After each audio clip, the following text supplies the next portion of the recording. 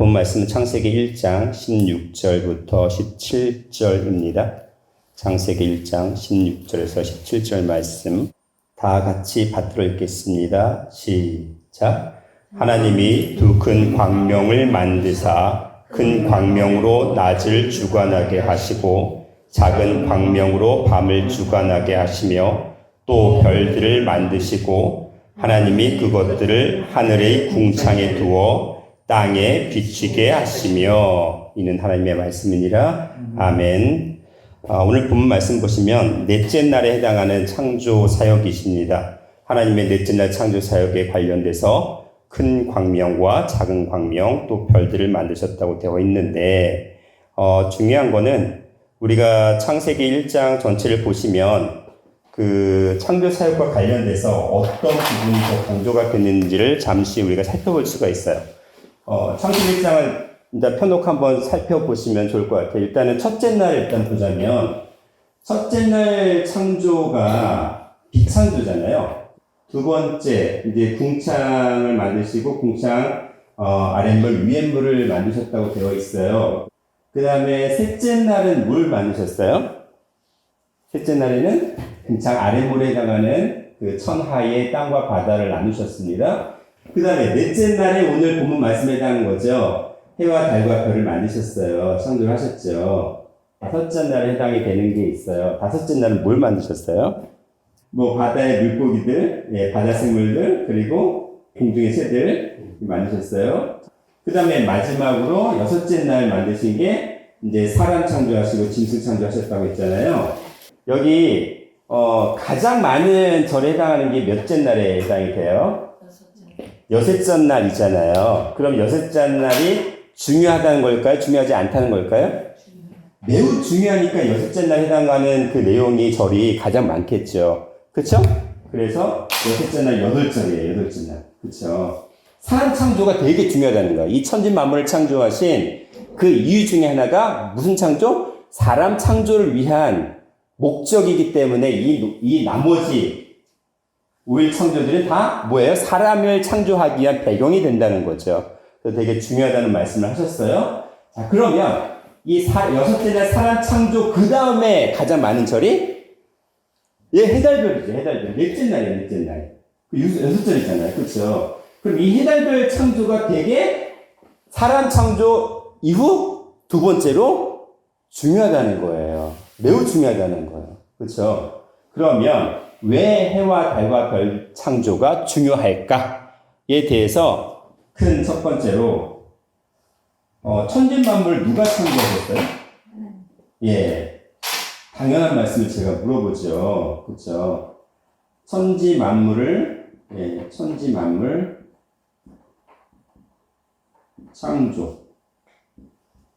창조하신 하나님이에요. 그렇죠? 천지만물 창조했어요. 그럼 이 천지만물 가운데 해와 달과 별도 다 들어가겠죠. 그렇죠? 해와 별들이 다 들어가요. 일단 보이는 해와 달과 별들도 이 천지만물 가운데 다 들어갈 수밖에 없다는 것을 일단 얘기를 하고 있는데 우리가 태양의 수명을 보통 몇 년 정도로 일단 알고 계세요? 태양의 수명.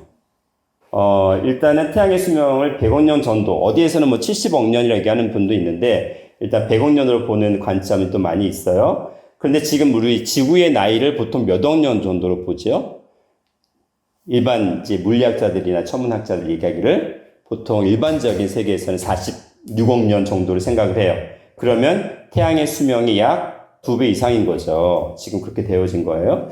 그래서 우리가 사람들이 태양을 볼 때 뭘로 생각을 할까요? 옛날 그 수메르도 그렇고 이집트도 그렇고 예를 들어서 라라는 명칭이 있어요. 라. 이게 뭐냐면 태양신을 가리키는 거예요. 이집트에서 태양신. 그렇죠. 태양신. 태양신에 대한 태양을 신으로 숭배하는 사람들이 되게 많이 있습니다. 왜 그러냐면 인간의 수명과 비교했을 때 태양의 수명은 뭐 100억 년으로 본다면 무궁한 거라 생각하는 거지. 영원한 거라 생각을 하는 거예요.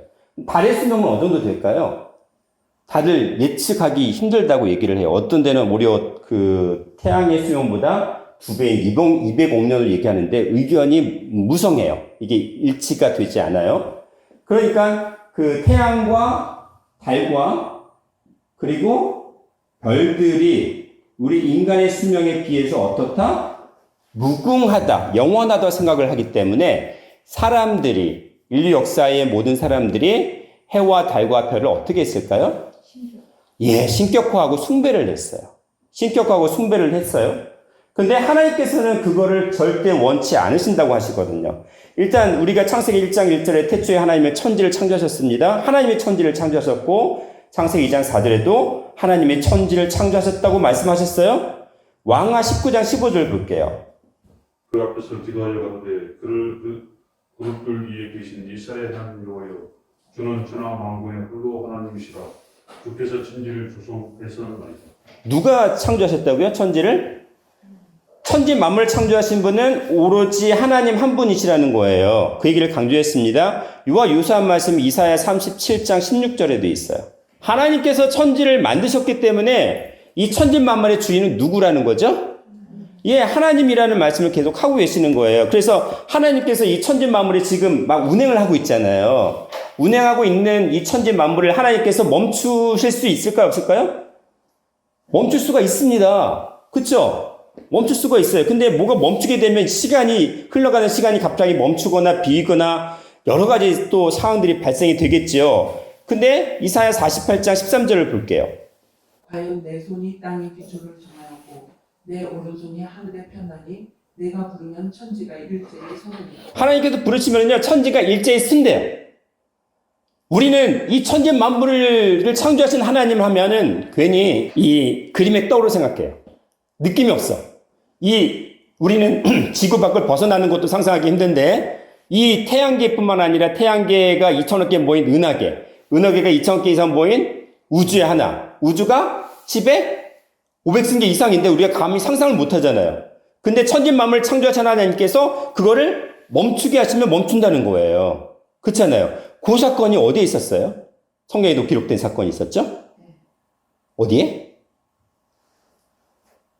여호수아가 해와 달을 멈추게 해달라고 하나님께서 멈추게 하신 사건이 있었잖아요. 그렇죠? 이 사건이 실제 예를 보여주셨잖아요. 여호수아 10장 볼게요. 여호수아 10장 12절부터 13절. 여호와께서 아모리 사람을 이스라엘 자손에게 붙이시던 날에 여호수아가 여호와께 구하되 이스라엘 목전에서 가로되 태양아 너는 기브온 위에 머무르라. 달아 너도 아이를 골짜기에 그리할지어다 하며 태양이 머물고 달이 그치기를 백성이 그 대적에게 원수를 갚도록 하였느니라. 야살의 책에 기록되기를 태양이 중천에 머물러서 거의 종일토록 속히 내려가지 아니하였다 하지 아니하였느냐. 네, 보세요. 지금 여호수아가 하나님께 기도하는 겁니다. 넌 이렇게 기도하라고 했어요. 태양아 너는 어디에? 기본 위에 태양이 머물렀어요. 그리고 달은 어디에? 아이알론 골짜기는 어디예요? 빛이 비추지 못하는 골짜기, 깊은 골짜기예요. 그렇죠? 이거 이제 예를 들어서 이렇게 이제 했다고 쳐요. 그러면 달은 뭐 골짜기에 머물렀다고 쳐요. 쳐요. 그런데 13절에 보니까 태양이 머물렀고 달이 그치기를 백성이 그 대적의 원수를 갚도록 하였느니라 하면서 야셀의 책에 기록되기를 태양이 어디에? 중천, 하늘 가운데에 머물렀다는 거예요. 중천에 머물러서 거의 종일토록 속히 내려가지 아니하였다고 돼 있잖아요. 태양이 멈추고 달이 멈췄어요. 이게 이렇게 되면 어떻게 돼요? 지금 우리가 그 시간이 태양과 달 조수 간만의 차이에 의해서 시간이 계속 24시간 움직이고 있잖아요. 거의. 그럼 태양이 멈추고 달이 멈췄습니다. 어떻게 돼요, 그럼? 하루 종일이니까 지금 거의 종일토록이니까 거의 24시간 가까이가 지금 시간이 중간에 비어버린 거예요. 지구가 생겨난 이래 시간이 24시간 비어버린 거예요. 그런 말 있잖아요. 나사에서 이 시간을 역추적해서 올라갔는데 거의 하루가 비었어요. 나사의 그 쉽게만 나사가 그 시간을 역추적해서 쭉 올라갔는데 하루가 비어있는 시간이 발견됐는데 그 내용이 어디 있다? 성경에 있다. 라고 하는 얘기도 있어요. 예를 들어서 그런 얘기도 있어요. 그러니까는 천지 만물을 창조하신 하나님이 주인이신데 우리는 지금 인류 역사는 누굴 섬겼다고요? 하나님이 아니라 해달별을 우상숭배한 거예요. 그럼 우리는 뭐가 좋아요? 천지 만물을 창조하신 하나님께 의지하는 게 복의 근원이 되는 건데 이 보이는 해달별을 의지하고 있다는 얘기를 하고 있죠, 지금. 그쵸? 시편 115편 15절 볼게요. 우리는 지금 해와 달과 별에게 뭘 빌어서 뭘 받을 수 있는 건 아무것도 없다는 얘기예요. 오히려 천지 만물을 창조하신 하나님께 복을 받은 자가 되면 되는 거예요. 시편 115편 15절. 너희는 천지를 지으신 여호와께 복을 받는 자인가. 우리는 누구한테 복을 받아요? 천지 만물을 창조하신 여호와께 복을 받은 자예요. 해와 달과 별한테 복을 받는 게 아니라 천지 만물을 창조하신 하나님 아버지께 복을 받은 자라는 거죠. 시편 119편 91절. 천지가 주의 규례대로 오늘까지 있으면 만물의 주의 종이 되는 영광이다. 만물은 천지 만물을 창조하신 하나님이 주인이시고 만물은 누구의 종? 하나님의 종이라는 거예요. 그쵸? 우주 만물은 하나님의 종인데 그 종에게 복을 빌어봤자 복을 받을 수 있다는 게 아니라는 거죠. 그래서 우리의 도움은 누구에게? 우리의 도움은 하나님께 있어야죠. 하나님께 우리의 도움을 빌어야 되는 거예요. 시편 121편 2절. 나의 도움이 천지를 지으신 여호와에게서로다. 나의 도움이 해와 달과 별에서 오는 게 아니라 누구로부터? 천지 만물을 창조하신 하나님 아버지로부터 온다는 얘기를 지금 하고 있고 요 동일한 말씀이 시편 124편 8절에도 있어요. 자, 한 군데 더 볼게요. 시편 134편 3절. 천지를 지으신 여호와께서 시온에서 네게 복을 주실지어다. 하나님 아버지, 천지 만물을 창조하신 아버지가 누구에게 주신다고요, 복을? 각자 나에게 복을 주신다는 거예요. 각자 나에게. 그래서 하나님께서는 이 보이는 해와 달을 절대 의지하지 말고 섬기지 말라고 경고를 하고 계세요. 왜냐하면 해와 달과 별들은 피조물이기 때문에 언젠가는 없어진다는 거죠. 그렇죠? 그래서 피조물인 해와 달과 별을 절대 의존하지 말라고 말씀하십니다. 전도서 12장 2절 말씀. 해와 빛과 달이 별들이 어둡기 전에 길이의 구름이 다시 일어나기 전에 그리하라. 해와 달과 별들이 어두워질 때가 있다고 말씀하십니다. 그 다음 이사야 13장 10절. 하늘의 별들과 별들이가 그 빛을 내지 아니하며 해가 돋아도 어두우며 달이 그 빛을 비치지 아니할 것이거든. 네, 보이는 해와 달과 별들이 언젠가는 이 빛을 내지 아니할 때가 있다는 얘기입니다. 중요한 건 뭐냐면 해와 달과 별들은 영원한 빛이 아니라는 말씀을 계속 하시는 겁니다. 그러면 하나님께서 우리에게 해와 달과 별들의 빛이 사라지면 어떻게 해야 되는 거예요? 우리는 못 살아요? 죽을 수밖에 없나요? 그게 아니라는 거예요. 해와 달과 별들은 언젠가 그 수명을 다할 수밖에 없어요. 그러나 대신 하나님께서 태초의 말씀의 빛 자체이신 하나님께서 우리에게 영원한 빛이 되어주신다고 말씀을 하십니다. 이사야 60장 19절 20절. 다시는 낮의 해가 내 빛이 되지 아니하며 달도 내게 빛을 비추지 않을 것이요 오직 여호와가 내게 영영한 빛이 되며 내 하나님이 내 영광이 되리니 다시는 내 해가 지지 아니하며 내 달이 물러가지 아니할 것은 여호와가 내 영영한 빛이 되고 내 슬픔의 달이 미칠 것임이니라. 아멘. 우리가 이 지구상에 있을 때 지구상에서 살기 위해서는 해와 달과 별이 필요하죠. 당연히 필요하죠. 그렇죠? 그 빛으로 인해서 식물들이 광합성을 하고 열매를 맺고 또 석유나 우리가 에너지를 또 만들어지고 그것을 우리가 또 옷을 만들기도 하고 우리가 먹고 사는 그 모든 것의 에너지원이 태양과 달과 별들의 빛으로 인해서 만들어지거든요. 근데 중요한 건 이 지구상에서 태양과 달과 별들의 빛을 통해서 우리가 먹고 살지만 그 수명이 닿으면 우리 인간들도 죽을 수밖에 없잖아요.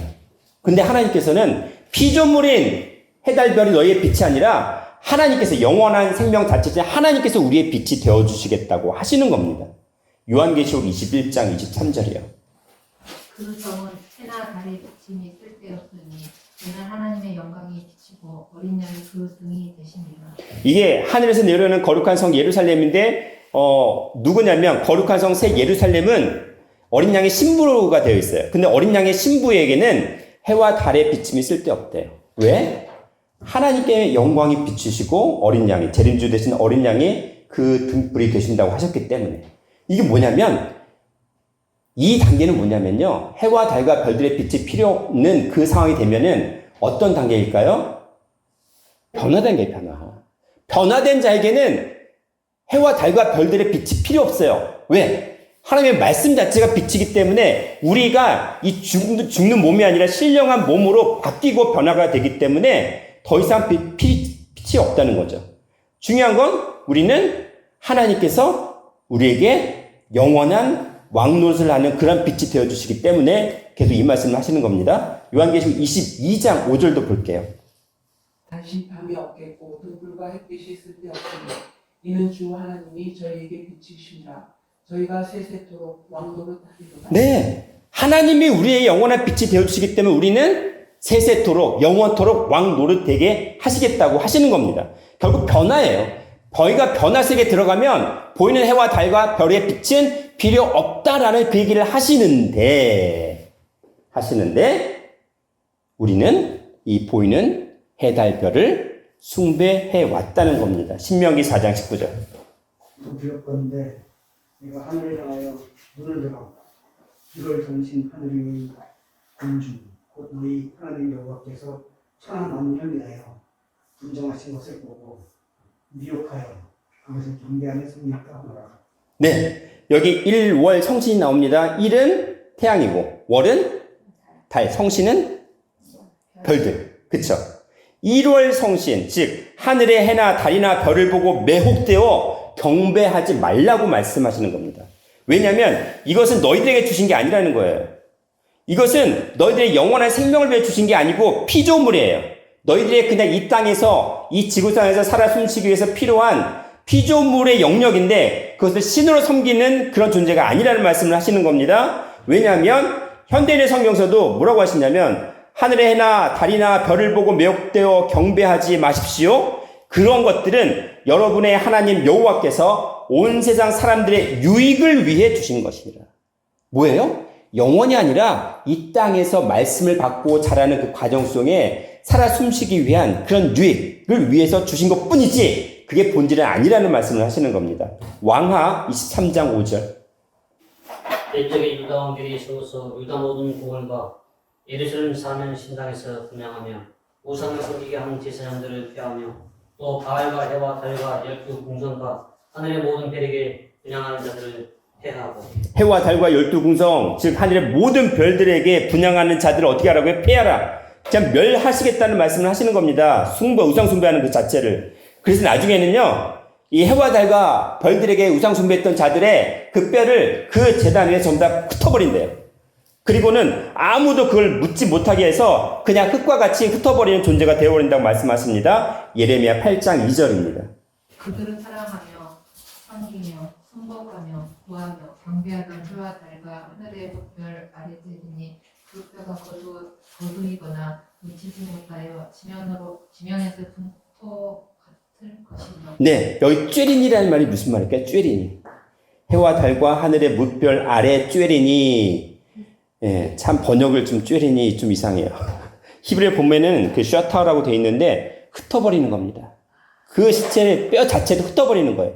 뿌려버리는 겁니다. 넓게 펴서 아예 흔적조차 없게 만들어버리는 것을 얘기하는 거예요. 그걸 샤타흐라고 합니다. 쬐린이. 우리는요, 우리 영혼이 그 죄와 흑암 중에 몰락해 있을 때일지라도 하나님께서 우리에게 빛을 허락을 해주셨는데 창세기 1장 2절 3절 말씀 보시면 땅이 공허 혼돈 흑암이 깊음에 있다고 했잖아요. 그때 3절 말씀에 빛이 있으라 하시면 빛이 있었고 근데 그 빛이 요한복음 1장 1절부터 5절 보시면 하나님께서 생명의 말씀의 빛을 비췄지만 사람들이 그 빛을 깨닫지 못했잖아요. 그렇죠? 깨닫지 못하니까 뭘 하셨어요? 보이는 빛으로 말씀하시는 거예요. 보이는 빛인 태양과 달과 별들로 야 이것이 없으면 너희들 죽지 이 땅에서. 말씀의 영도 마찬가지야. 하나님의 말씀의 영을 받지 못하면 깨닫지 못하면 너는 영원히 죽어라는 얘기를 하신 거예요.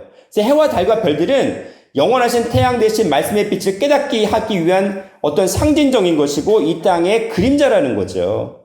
그래서 우리는 해달별의 빛을 먹고 또 옷 입고 살고 있지만 중요한 건 그 빛만으로는 영원히 살 수 없다는 것을 깨달아 알아야 된다는 것을 말씀을 하고 있습니다.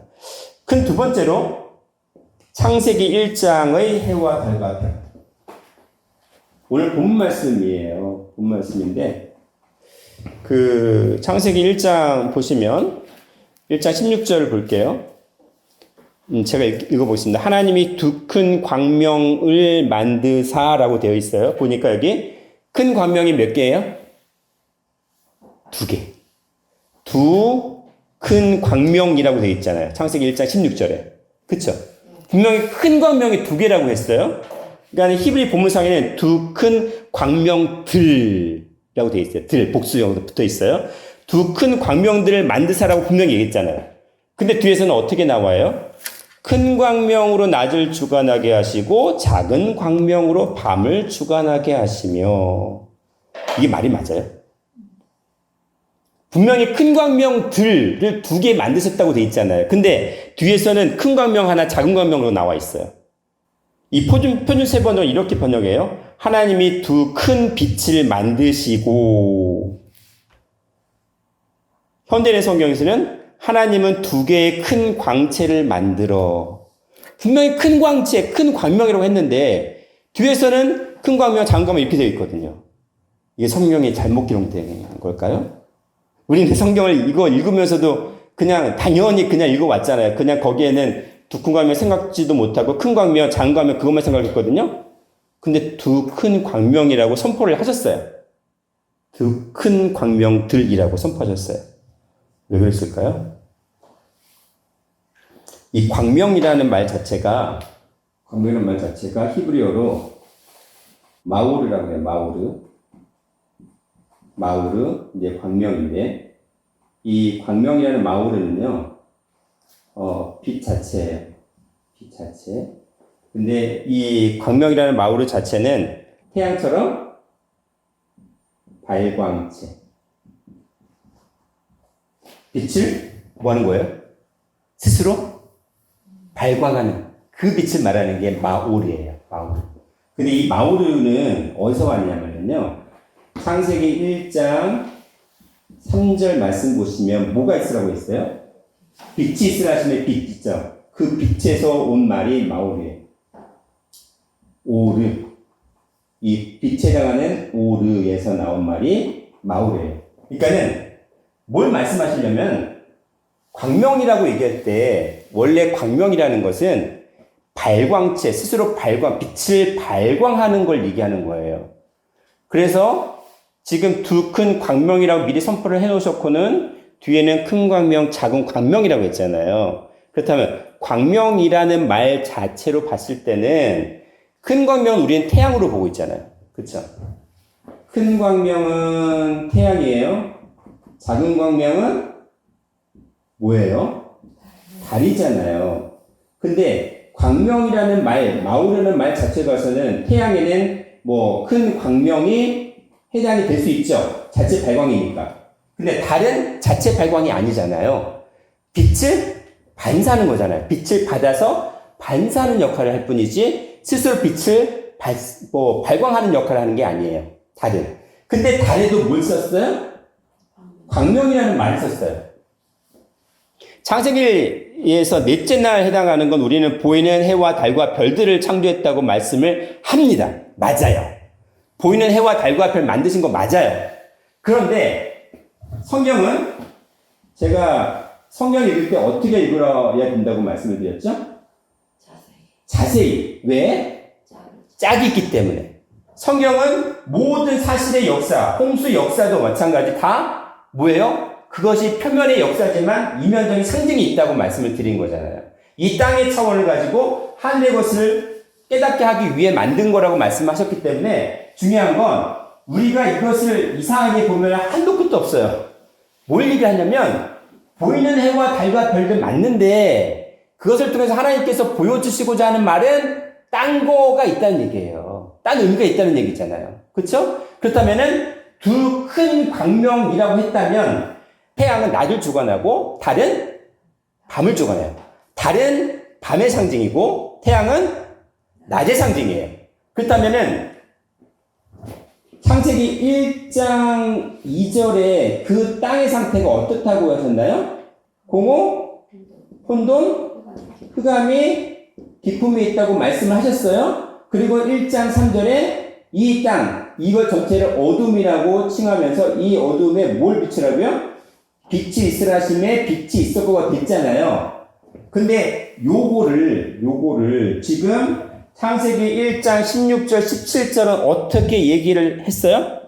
하나님이 두 큰 광명들을 만드사 그 큰 광명으로 낮을 주관하게 하시고 작은 광명으로 밤을 주관하게 하시고 또 별들을 만드시고 17절에 하나님이 그것들을 하늘의 궁창에 두어 어디에 비추게 하셨어요? 땅에. 땅에 비추게 했잖아요. 그쵸? 지금 창세기 1장 16절 17절은 창세기 1장 2절 3절 말씀의 영적인 부분을 깨닫지 못했기 때문에 하나님께서 실물 교육을 시켜줍니다. 실물 교육을. 보이는 해와 달과 별들을 통해서 실물 교육을 시켜주는데 이 해, 달, 별을 어디에 두셨다? 궁창에. 궁창에 두시고, 궁창은 하늘이죠. 둘째 날 창조, 하늘이잖아요. 하늘에 두시고 어디를 두셨어요? 땅에. 땅에 비쳤어요. 창세기 1장 2절 3절 말씀을 다시 이 땅에서 보여주는 말씀이에요. 너희들이 보이는 것을 깨달으라고 하시는 거예요. 근데 그 땅이 공허혼돈 흑암이 기품에 있는 그 땅이 에레츠에 해당하는 땅인데 히브리어 요 땅도 에레츠예요. 그냥 한글로만 보면은 그 차이를 모르는데 히브리어에는 땅이 여러 가지 나오거든요. 아다마도 나오고 아파도 나오고 에레츠도 나오고 다 땅으로 번역됐지만 히브리어 자체는 다 다르거든요. 뉘앙스도 의미하는 거 다 달라요. 근데 해달별을 궁창에 두시면서 땅을 비추게 하셨다는 거죠. 공허혼돈 흑암이 기품의 이 어둠의 땅을 영적인 말씀의 빛으로 비추게 하신 것처럼 해달별을 통해서 이 땅에 비추게 하셨다는 것은 보이는 실물 교육을 통해서 너희들이 말씀의 빛을 받아야 살 수 있다는 얘기를 지금 하고 계시는데 중요한 건 두 큰 광명이었잖아요. 그러면 원래 달은 작은 광명이죠. 작은 광명이죠. 그러면 하나님께서는 그 달도 뭐가 돼야 된다는 말씀하시는 거예요? 큰 광명이 되어야 구속사가 완성이 된다는 말씀을 여기서 하고 계시는 거예요. 이미 하나님의 구속사 입장에서는 달도 자체 발광을 하는 태양처럼 그러한 온전한 광명체가 돼야 된다는 거예요. 영적으로. 그 얘기를 먼저 선포해 놓고는 큰 광명, 작은 광명 나눠 놓으셨어요. 근데 달이 자체 발광을 하는 태양이 돼야 된다는 얘기를 하시는 겁니다. 그 말씀이 요 창세기 1장 16절에 암시를 해놓고 있다는 말씀이에요. 좀 어렵겠지만 일단은 귀에 걸어두시면 좋을 것 같고요. 그 다음에 큰 세 번째 넘어갈게요. 큰 세 번째. 요셉의 해달별. 다 아시죠? 요셉의 해달별. 요셉이 꿈을 꿨어요. 꿈꾸는 자잖아요. 첫 번째 꿈이 뭐였던 건가요? 볕단. 볕단이 나와요. 두 번째 꿈이 해달별이 나오죠. 근데 그 해달별의 내용이 어떤지 볼게요. 창세기 37장 9절 10절. 요셉이 다시 꿈을 꾸고 그 형들에게 보아야 하는데 내가 그 꿈을 꾼 해와 달과 열한별이 내게 절하리까 하니라. 그가 그 꿈으로 부형에게 고하며 아비가 그를 꾸짖고 그에게 이르되 너의 꿈꿈이 무엇이냐? 나와 내 모와 내 형제들이 참으로 가서 땅에 엎드려 내게 절하겠느냐? 네, 지금 처음에는 형들에게 얘기를 했다가 나중에 그 아버지와 형들, 아버지한테도 얘기를 했어요. 요셉이 했는데 지금 해와 달과 11별이 나왔어요. 근데 여기서 보니까 그걸 야곱이 직접 해석을 다 해줬습니다. 10절 말씀에. 누구예요? 해는 누구? 아버지는 야곱이죠. 예, 아버지죠. 그리고 달은? 엄마 누구? 엄마 누구? 라헬. 예, 엄마죠. 그쵸? 그리고 11별은? 예, 형제들이죠. 그러면 여기서 말씀하실 때 해와 달과 별은 누구를 상징한 거다? 사람을 상징한 거다라고 지금 아예 그냥 바로 선포를 해버리셨습니다. 그쵸? 요셉의 꿈에 나타난 해와 달과 별들을 통해서 나타내 주셨습니다. 자, 그러면 제가 요 해는 뭘 상징한다고요? 자체 발광. 발광하는 하나님 아버지를 가리키는 게 해라고 말씀을 드렸습니다. 자, 시편 19편 5절. 자체 발광을 하는데요. 요 아버지는요, 신랑이라요, 신랑. 시편 19편 5절. 해는 그 방에서 나오는 신랑과 같고 그 길을 달리기 기뻐하는 왕자 같아서. 네, 해가 뭐라고요? 신랑이래, 신랑. 그쵸? 그 다음 84편 11절. 이거 다 아시니까 넘어갈까요? 여호와 하나님은 해라고 말씀하셨잖아요. 그쵸? 그러니까는 하나님은 해인데 그 해는 뭐라고요? 신랑이래. 그 다음 말라기 4장 2절. 내 이름을 경외하는 너희에게는 의로운 해가 떠올라서 시련한 강선을 달아주니 너희가 나가서 외양간에서 나온 송아지같이 뛰리라. 네, 내 이름, 하나님의 이름을 경외하는 너희에게는 뭐가 떠오른다고요? 의로운 해가 떠올라서 우리를 다 치료하신대요. 치료하는 광선을 바라신대요. 의로운 해 하나님을 말씀하십니다. 자, 그러면서 이제 누가복음 1장 볼게요. 누가복음 1장 78절 79절입니다. 돋는 해가 태양의 위로부터 우리에게 임하면 비춰지면 어둠과 죽음의 그늘에 앉은 자, 즉 어둠에 앉은 우리 죽을 수밖에 없는 인간에게 비추셔서 우리 발을 어느 길로? 평강의 길은 어떤 길일까요? 평강의 길은 이사야 9장 6절에 평강의 왕이 길을 열어놓으신 길인데 영존하신 아버지의 길로 열어놓으신다는 거예요. 그러니까 영존하신 아버지라는 거는 어떻다는 거죠? 영원히 존재하는 자의 아들들로, 자녀들로 우리를 그렇게 삼으시겠다는 거죠. 그 하나님께서 우리에게 어떻게 오셨어요? 신랑으로 오셨어요. 신랑으로 오셨으면 신랑으로 와서 누굴 찾아요? 신부를 찾죠. 신부를 찾아서 결혼을 하면 뭐가 되는 거죠? 이사야 54장 5절 볼게요. 그러니까는 신랑으로 오셨는데 신부를 찾아서 결혼을 하게 되면 어떤 존재가 되는 거예요? 신랑은 남편이 되는 거잖아요. 그렇죠? 이사야 54장 5절. 이런 너를 지신 자는 내 남편이시라. 그 이름은 만군의 여호와시며 내 구속자는 이스라엘의 거룩한 자시라. 온 세상 하나님이라 칭함을 받으실 것이며. 네, 보이는 태양을 통해서 우리에게 하나님은 너희를 살리고 너희를 영원히 살리는 영원한 빛으로 오신 분인데 그분이 바로 너희를 신부로 취하는 신랑이고 그리고 결혼한 자가 된 남편이라는 거예요. 그래서 구속자라는 거죠. 구속자, 우리를 구원하는 메시아의 다른 이름이 남편이라는 거예요. 남편 얘기를 하신 거예요. 자, 그러면 신령한 남편 대신 해 같은 그 신랑이 누굴 찾았어요? 신부를 찾아야 되잖아요. 신부를 찾아보겠습니다. 시편 89편 37절. 또 공상의 확실한 증인 불같이 영원히 정복해 주리라 하셔서 같은. 네, 궁창의 확실한 증인이에요. 증인. 확실한 증인이 누구예요? 달이래요. 확실한 증인이 달이에요. 이게 무슨 말일까요? 궁창의 확실한 증인. 달은 궁창이 있어요. 달은 궁창이 있다고 했어요. 근데 아까 창세기에 제가 1장 16절 17절에 해와 달과 별, 큰 광면, 작은 광면, 별들을 만드시고 그걸 어디에 두셨다고 했어요? 궁창에 두셨다고 했죠. 그러면 궁창의 확실한 증인 달이면 달이 뭘 봤을까요? 네, 해와 달을 가깝죠. 그쵸? 근데 그 증인이라는 개념이 뭐냐면 증인이라는 개념을 요한계시록 6장 9절 말씀 볼게요. 다섯째 인을 떼실 때에 내가 보니 하나님의 말씀과 저희의 가진 증거를 인하여 죽임을 당한 영혼들이 제단 안에 있어.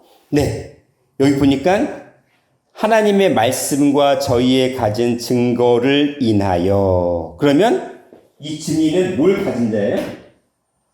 하나님의 말씀을 가진 자가 증인이에요. 요한계시록 12장 17절 볼게요. 용이 여자에게 분노하여 돌아가서 그 여자의 남은 자손 곧 하나님의 계명을 지키며 예수의 증거를 가진 자들로 더불어 싸우려고 사단들에게 섰더라. 네, 하나님의 계명을 지키는 자인데 그분은 어떤 존재? 예수의 증거 가진 자가 증인이에요. 하나님의 계명을 지키는 자. 말씀을 받았을 뿐만 아니라 그 계명을 그 말씀 끝까지 지키는 자가 예수의 증거를 가진 자. 요한계시록 14장 12절 한번 더 볼게요. 수장도들의 인내가 여기 있나니 저희는 하나님의 계명과 예수 믿음을 지키는 자냐. 여기서는 하나님의 계명과 예수를 믿는 믿음을 가진 자가 증인이에요. 이게 다입니다. 아버지의 말씀과 아버지의 말씀을 가지고 온 재림주의를 직접 만난 자가 증인이에요. 확실한 증인이에요. 그게 달이에요.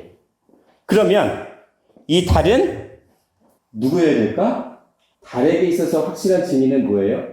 달이라고 표현한 이유가 있겠죠. 달은 뭘 받아야 돼요? 태양으로부터 빛을 받아야 그 받은 바 빛을 어떻게 해요? 반사를 하죠. 그쵸?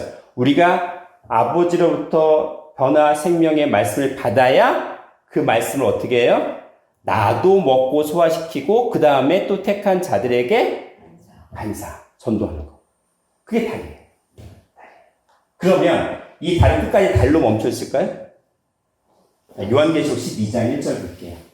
하늘에 큰 기적을 보이니 해를 입은 한 여자가 있는데 그 발 아래는 달이 있고 그 머리에는 12별 면류관을 썼더라. 네, 하늘에 무슨 이적? 아주 큰 이적이 있어요. 하늘에 있어서 가장 큰 이적이 뭐냐면 여자가 뭘 입었어요? 여자가 해를 입었어요. 근데 여자는 뭐예요? 신령한 남자 여자, 생물학적인 남자 여자가 아니라 여자는 말씀의 씨를 받아야 되는 존재가 여자잖아요. 그러면 여자는 태양으로부터 뭘 받아야 돼요? 빛을 받아야 되죠. 그쵸? 빛이 요한복음 1장 1절 이하에 1절부터 5절까지 빛은 말씀이잖아요. 말씀은 하나님이잖아요. 태초에 말씀이 계시니라 이 말씀이 하나님과 함께 계셨으니 이 말씀은 곧 하나님이다. 그쵸? 그 말씀을 받아야 되는 존재가 여자인데 그 여자가 바로 달이에요. 해를 입은 여자의 발밑에 뭐가 있어요? 달이 있잖아요. 원래는 그 여자는 달의 신분이었어요. 말씀의 빛이 없었던 존재였는데 그 발밑에 달이 있어요. 이제는 어둠이라는 달을 뭘로 극복한 거예요? 말씀을 받았기 때문에 이제는 여자는 더 이상 여자가 아니다. 말씀에 대해서 말씀은 천국 말씀은 뭐라고 마태복음 23장에 천국 말씀은 씨라고 되어 있잖아요. 그렇죠? 말씀의 씨를 받은 여자는 씨가 있기 때문에 여자가 아니라 뭐다? 남자다. 이게 달이 아니라 뭐가 된 거예요? 해가 됐다는 얘기예요. 해를 입었어요. 말씀의 빛을 입은 거예요. 말씀을 깨달은 거예요. 그러면 달이 아니라 해가 된 거예요. 아까 제가 창세기 1장 16절 17절에 두 큰 광명이라고 했잖아요. 광명 드력에 먼저 선을 해버리셨어요. 그럼 뭐예요? 작은 광명인 달이 나중에 뭐가 된다? 예, 큰 광명은 해가 된다는 얘기를 이미 선포해 놓고 시작을 하신 거예요. 그게 해와 달과 별의 관계예요. 해와 달의 관계에 있어서는 신랑이신 아버지의 말씀의 빛을 받으면 달도 뭐가 된다? 해가 된다는 구속사예요. 물리학적인 측면에서는 달이 해가 된다는 건 불가능하지만 영적인 측면에서는 달이 해가 된다는 얘기를 하시려고 한 게 창세기 1장 16절의 말씀이라는 거죠. 그래서 두 큰 광명들이라고 아예 선언을 해버리셨어요. 제가 다른 버전 다 살펴봐요. 히브리 버전, 헬라어 버전, 영어 버전 다 뒤져봤는데 다 똑같아요. 두 큰 광명들이에요. 다 그렇게 되어 있어요. 자, 그러면 여기 형제들은 뭘까요? 형제들. 11별, 요셉의 지금 해달별을 통해서 우리에게 뭔가 깨닫고자 하시고는 말씀인데 요 11별 형제들은 뭘까요? 형제들. 요것만 살펴보고 마무리하겠습니다. 민수기 24장 17절 볼게.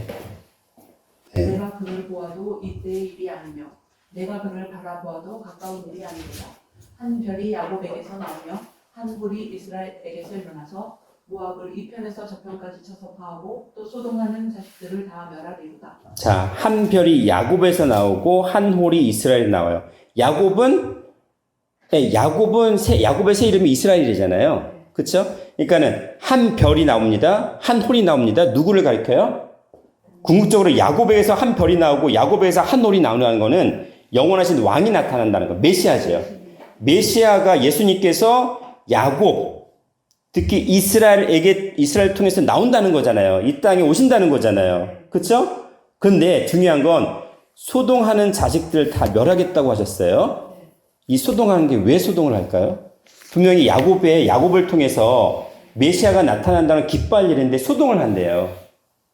여기서 야곱에게서 태어나는 요셉이 있습니다. 근데 요셉에게 있어서 신약의 마태복음 족보에서는 누가 태어나세요? 예수님께서 이 땅에 오시잖아요. 족보로는. 그쵸? 야곱을 통해서 요셉을 통해서 예수가 이 땅에 오시니까 그 예언은 표면적으로 맞아요. 맞는데 중요한 건 소동한다는 개념이 있어요. 소동하는 자식들을 멸하시겠다고 하셨습니다. 소동하는 자식들이 뭘까요? 소동한다는 것 자체가 타라소라고 해요. 타라소. 선동하는 겁니다. 동요시키는 거예요. 괴롭히는 겁니다. 이 물을 휘젓듯이 모든 것을 다 문제를 일으키는 거예요. 분란을 일으키는 겁니다. 안절부절하지 못하게 하다. 안절부절 못하게 만드는 겁니다. 불안하게 하고 괴로움을 주는 게 바로 소동하는 거예요. 자, 그러면 제가 지금 11 형제들 얘기했잖아요. 야곱을 통해서 지금 해의 상징성인 야곱을 통해서 메시아가 오는데 결국 누구를 통해서 메시아가 오는 거예요? 요셉을 통해서 예수 그리스도가 이 땅에 오시잖아요. 요 예언을 지금 오늘 이 말씀에서 민수기 24장 17절에서 말씀하시는 거예요. 근데 지금 형제들이 어떻게 하기로 했어요? 요셉을 죽이려 했던 거죠, 원래는. 죽이려 해가지고, 물론 이제 미디안 상인들 이스마엘 족속에 팔았어요. 거기 나중에 우리 갇혀서 죽을 고비를 며칠 넘겼지만 어찌됐든 중요한 건 야곱이 요셉을 족보 없는 자로 만들고 족보와 상관이 없는 너는 애비도 없고 어미도 없고 시작한 날도 없고 생명의 끝이 없는 자로 영적인 자로 딱 만들어 놓고 나서 내 후생이 네 두 아들은 내 족보에 들어가고 너는 이후에 내 소생이 네 아들이 될 것이라고 했는데 구약에서는 더 이상 소생이 없었어요. 근데 신약의 마태복음 예수님의 족보에서 예수님의 아빠의 이름이 요셉이고 요셉의 아빠 이름이 또 야곱이잖아요. 그걸 통해서 이루신 거예요. 이루셨는데 중요한 건 뭐냐면 요셉을 형제들이 죽이려고 했죠.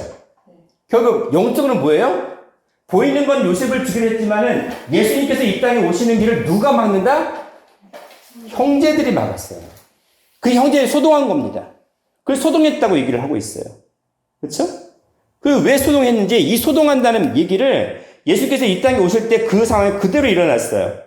창세기 49장 24절 보시면 요셉으로부터 이스라엘의 반석의 목자가 놔두다가 이미 예언을 했기 때문에 이미 요셉을 통해서 예수 그리스도가 이 땅에 오실 것을 예언을 했습니다. 신령한 족보를 통해서. 근데 중요한 건 형제를 죽이려고 했던 게 창세기 37장 18절 20절에 나와요.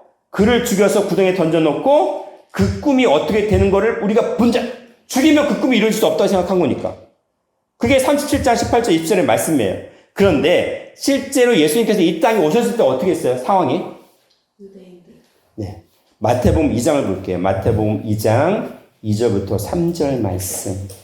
유대인의 왕으로 나시니까 거기 계시며 우리가 동방에서 그의 뼈를 보고 그에게 경배하러 왔노라 하니 헤롯 왕과 온 예루살렘이 듣고 소동하는지라. 유대인의 왕이 메시아가 이 땅에 온다는 것을 동방 박사들이 지금 물어봤는데 어떻게 했어요? 헤롯 왕. 그리고 온 예루살렘이 어떻게 했어요? 기뻐했어요? 소동했어요. 그 소동하다가 아까 탈았습니다. 탈았어요. 요 히브리어로는 쉐트라고 하는데 그 쉐트라는 말이 헬라어로는 타라스예요. 뭐예요? 지금 유대인의 왕으로 오신 예수를 어떻게 하려고 하는 거예요, 지금? 죽이려고 했잖아요. 마태복음 2장 13절에 헤롯이 아기를 찾아 죽이려 하려고 했습니다. 결국에는 도망 박사들이 다른 길로 갔어요. 마태복음 2장 16절에 헤롯이 심히 노해서 사람을 보내어 베들레헴과 그 모든 지경 안에 있는 산의 아이를 박사들에게 자세히 알아본 그때를 표준하여 2살부터 그 아래로 다 죽였습니다. 이게 소동입니다. 이게 소동이에요. 그 소동하는 자식들을 어떻게 하시겠다고 하나님께서요? 멸하시겠다. 멸하시겠다고 했어요. 지금 해와 달의 관계 속에서는 분명히 달이 해가 되는 그 과정을 말씀하셨는데 11별은 어떻게 했어요? 오히려 메시아가 이 땅에 오셔서 구속사를 이루는 그 모든 것을 방해하고 그 길을 차단시키려 했던 존재들이 별이에요. 별이에요. 천지 만물을 말씀하실 때 하나님께서는 이 우주 만물을 얘기하실 때 뭘로만 얘기하시는 거예요? 지금 성경 속에서는 상징적으로 해와 달과 별 같은 존재가 있다 라고 얘기하세요. 아니, 다른 행성들 얘기 안 하셔. 해와 달과 별들을 대표적으로만 얘기하셔. 물론 일단 금성 얘기하신 비유도 있지만은 해와 달과 별만 얘기하셔요. 우주 만물의 모든 것을 해와 달과 별로 구분하셨습니다. 그럼 지구는 어디 있어요? 지구는 어디 갔어요? 지구는 완전히 빠져 있잖아요. 지구가 본질이 아니라는 거예요. 지구는 우리가 영원히 살아야 될 영원한 하늘의 시민권이 있는 곳이 지구가 아니라는 얘기를 하시는 거예요, 지금. 해와 달과 별이 있을 뿐이다. 그래서 뭘 말씀하시려고 하냐면 너희가 해의 신앙을 가질래, 달의 신앙을 가질래, 별의 신앙을 가질래? 라는 겁니다. 결국에는 우리가 어디에 속해 된다는 얘기를 하세요? 큰 광명인 자체 발광하는 해의 신앙을 가진 자가 변화한다는 얘기를 하시는 거예요. 우리가 말씀의 빛을 받아서 우리가 스스로 빛을 발해요. 아담이 영원히 사는 자가 되면은 생명이 아니라 살아 숨쉬는 자가 아니라 신령한 자가 되면 그 말씀의 빛으로 자기뿐만 아니라 다른 영혼도 살려주는 영이 되는 그런 신령이 되는 것처럼 신령한 해가 되된다는 얘기를 하시는 거예요. 그 말씀 하시는 거예요. 그래서 해의 영광도 달의 영광도 별의 영광도 다르다고 고린도전서 15장 41절에서 말씀하시는 겁니다. 우리는 어떤 자가 되어야 될까요? 해를 입은 여자의 신앙. 그러면 이제는 달이라는 작은 광명이 아니라 자체 발광하는 큰 광명인 해의 신앙으로 성장을 해야 된다는 말씀을 이 창세기 1장에서부터 말씀을 하셨다는 겁니다. 기도하겠습니다. 사랑과 은혜가 충만하신 아버지 하나님, 우리가 보이는 해와 달과 별을 통해 이 천지 만물을 창조하신 창조주 하나님을 다시 한번 깨닫게 하시고 영원하신 생명의 말씀을 다시 한번 우리가 자체 발광하는 신앙으로, 해 같은 신앙으로 성장할 수 있는 은혜로 덧입혀 주시니 감사를 드립니다. 끝까지 달의 신앙이 아니라 해의 신앙으로 온전한 자가 되어질 때에 영생 변화의 열매를 맺을 수 있음을 다시 한번 깨닫게 하여 주셨사오니 이제는 끝까지 믿음으로 해를 입은 여자가 되어 달을 밟아버리는 모든 성도들이 되게 하여 주시옵소서. 감사드리옵고 사랑과 은혜가 충만하신 예수님 이름 받들어 기도드리옵나이다. 아멘. 감사드립니다. 하나님께 영광과 돌려드립니다. 감사합니다.